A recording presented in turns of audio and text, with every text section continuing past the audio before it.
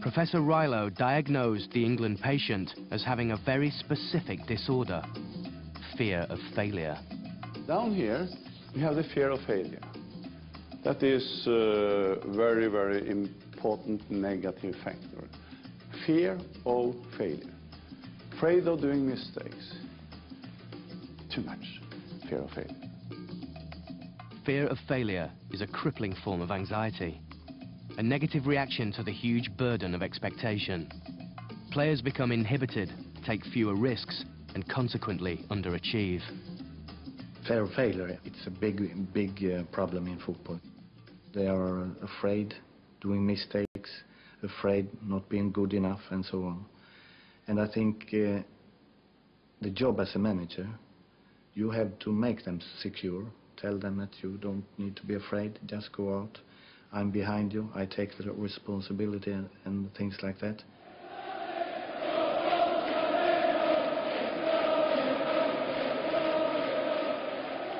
According to Eriksson and Rylow, fear of failure is more than just a mental problem. It directly affects physical performance on the pitch. It causes a phenomenon sports psychologists call choking. One of the most infamous examples of choking was the Euro '96 semi-final. The match against Germany came down to penalties. As the last England penalty taker, Gareth Southgate faced extreme pressure. If he missed, England would lose.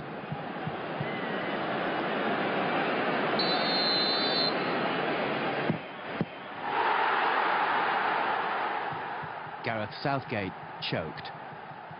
He hadn't even kicked the ball cleanly. And it was all because of what happened inside his brain.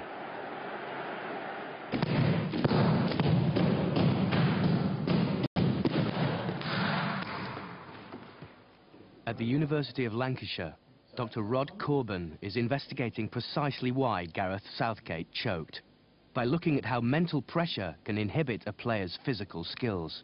Is it the case that when people are anxious, their movements do become very stiff and jerky, that somehow something about the control of the movement changes? And that's one of the reasons I decided to pursue this line of investigation. In Corban's experiment, reflective markers are placed over the subject's body. These relay the relative position of his limbs to a computer for processing. On my mark, 3, 2, 1, go.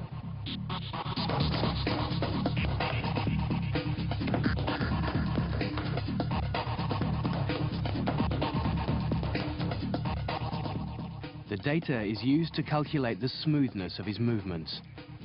What we've been doing in the laboratory is training people up on a variety of tasks, and in particular we've looked at a footballer. We asked them to kick the ball under normal conditions and collected information on their kinematics or their movements. We've then placed them under some sort of stress and observed changes in their kinematics and compared them to their kinematics or their movements under these normal conditions. For the anxiety phase of the experiment, the player was simply told his performance would be rated by an expert panel. Corban wanted to find out if the player's movements would become less expert under pressure. And sure enough, he couldn't even hit the goal. What we've found thus far is that what seems to happen is that under anxiety conditions, their behaviour or their kinematics or their movements become less variable, and that is, their movements are not as fluid, more stiff or rigid, and also that their movements resemble those observed when they were learning the task.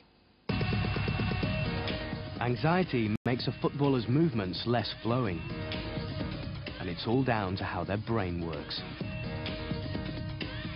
When we learn a task, a particular part of the brain seems to be more involved in the control of the action.